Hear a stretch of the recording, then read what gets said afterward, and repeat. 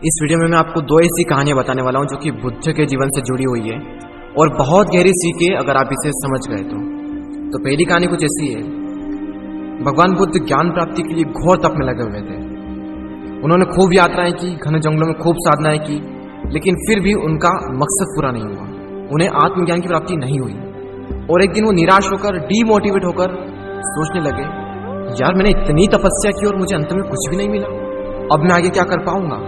और इन्हीं negative thoughts की वजह से उनकी हिम्मत पूरी तरह से टूट चुकी थी। तभी कुछ देर बाद उन्हें प्यास लगी और अपनी प्यास बुझाने के लिए वे एक झील के पास में गए और झील के पास में उन्होंने एक अद्भुत दृश्य देखा।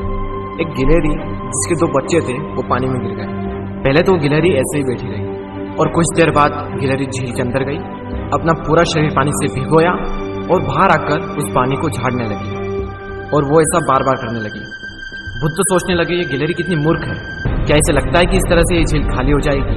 लेकिन गिलहरी ऐसा बार बार करती रही और कुछ देर बाद बुद्ध को ऐसा लगा कि मानो गिलहरी कह रही हो कि ये झील सूखे या ना सूखे ये मुझे नहीं पता, लेकिन मैं अपना प्रयास नहीं छोड़ूंगी। और उस छोटी सी गिलहरी ने बुद्ध को अपने लक्ष्य से भटकने से रोक लिया।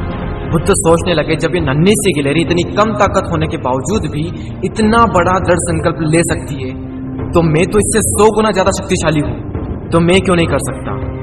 ये सोचकर बुद्ध फिर से अपनी साधना में लग गए और अंततः उन्हें ज्ञान की प्राप्ति हुई। तो ये थी पहली कहानी। अब चलते हैं दूसरी कहानी की ओर। भगवान बुद्ध से आकर एक व्यक्ति ने पूछा कि मैं खुशियां चाहता हूं, आई वॉन्ट हैप्पीनेस। तब बुद्ध ने कहा कि तुम्हारे प्रश्न में ही तुम्हारा उत्तर है। सबसे पहले तुम अपने प्रश्न में से मैं को हटाओ, यानी आई को रिमूव करो, क्योंकि अगर तुम खुद के ही बारे में सोचते रहोगे तो क्या खाक खुश होगे। अब बचा क्या, खुशियां चाहता हूं, वांट हैप्पीनेस।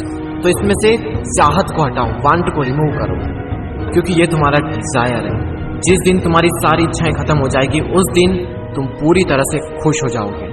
तो इस चाहत को खत्म करो और अब जो बचता है वही खुशियां हैं। कमेंट करके बताइए कि आपको कौन सी कहानी पसंद आई।